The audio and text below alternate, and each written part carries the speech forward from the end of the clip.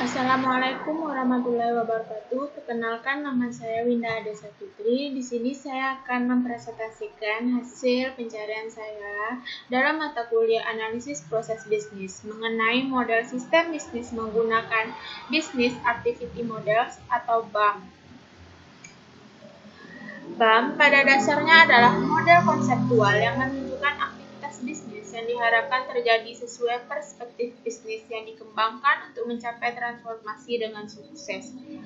Adapun prinsip dasar BAM yaitu akan ada satu BAM untuk setiap perspektif bisnis.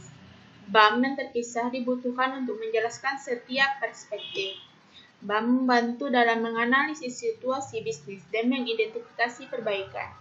Model tidak berkaitan dengan siapa melakukan aktivitas atau di mana melakukan. Seluruh sistem bisnis dapat dideskripsikan melalui 5 jenis aktivitas bisnis, yaitu pertama, doing.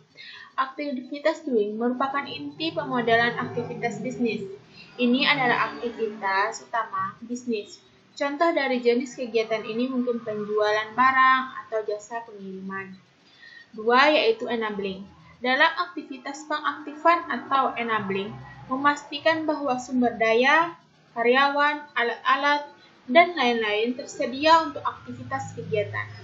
Ini mungkin membutuhkan staf baru untuk direkrut, produk yang akan diproses, atau kursus pelatihan untuk dikembangkan. Ketiga, yaitu planning.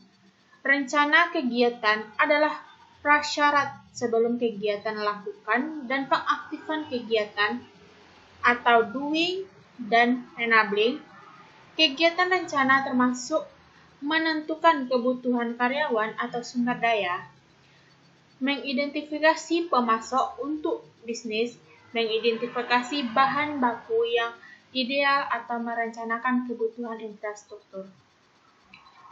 Yang keempat yaitu monitoring. Saat Anda menyusun model aktivitas bisnis, untuk bisnis yang Anda analisis aktivitas bisnis utama terhadap kinerja yang diharapkan yang ditetapkan aktivitas rencana. Memantau penjualan bisnis, omset, kualitas produk, dan standar layanan adalah contoh kegiatan dari monitoring.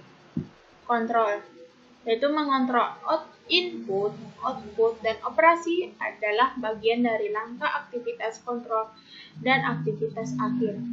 Kegiatan pengendalian menetapkan arah untuk mencapai harapan, mempertimbangkan hasil kegiatan pengukuran dalam fase monitor. Sebagai seorang analis yang perlu dilakukan, yaitu memfokuskan saat membuat model aktivitas bisnis adalah mengidentifikasi kontrol yang ada dan membuat kontrol baru berdasarkan keluaran dari aktivitas pemantau. Contoh dalam model BAM ini yaitu bisa dilihat dari membuat usaha toko kue. Yang pertama yaitu doing. Membuat usaha toko kue harus mempunyai faktor pendukung seperti merekrut pegawai. Dalam hal perekrutan pegawai pada toko kue bisa dibagi dalam beberapa kategori. Misal, 3 orang bertugas menjadi juru masak, 2 orang bagian membeli bahan, 1 orang bagian kasir dan perekrutan. Atau nanti bisa dalam ketika kita memesan, si kasir lah yang bertanggung jawab dalam hal itu. Dan 2 orang bagian pengemasan serta 2 orang bagian pengantar apabila ada yang melakukan delivery order. D. Membeli peralatan dapur atau bahan masakan kue yang dibutuhkan. C. Manajerial, misalnya bisnis ini dimiliki bersama dengan sistem bagi modal. Bisnis ini dikelola oleh beberapa orang dan tiap orang memiliki tugas masing-masing. D. Mempunyai kendaraan atau transformasi untuk mengatur orderan. Kegiatan kedua yaitu enabling. Pertama, perekrutan pegawai. Misalnya, 3 orang bertugas menjadi juru masak, 2 orang bagian membeli bahan, 1 orang bagian kasir dan perekrut karyawan dan lainnya, dan 2 orang bagian pengemasan serta 2 orang bagian pengantaran apabila ada yang delivery order. Yang B. Membeli peralatan dapur yang lengkap untuk menunjang dan mendukung kegiatan bisnis kue agar mencapai hasil yang maksimal dan keuntungan yang maksimal. Yang C yaitu membeli alat transportasi, bisa berupa motor ataupun mobil sesuai jumlah pesanan dan sesuai kebutuhan nantinya, baik dari jarak dan lainnya. D. Yaitu melakukan promosi usaha agar nantinya usaha atau bisnis yang kita kembangkan diketahui oleh orang lain dan dapat dikenal oleh masyarakat.